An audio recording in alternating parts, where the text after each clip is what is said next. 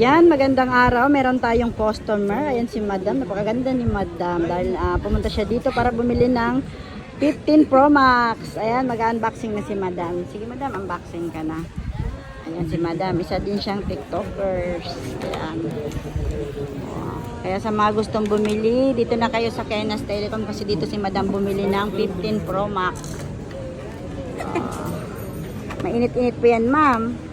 Nanginginig pa si Madam. Diba? Natural. Yan ang pinaka-ano na kulay. Ano masasabi mo, Madam? Ang ganda po. Legit ba, Madam? Hindi po. Legit po, legit na legit.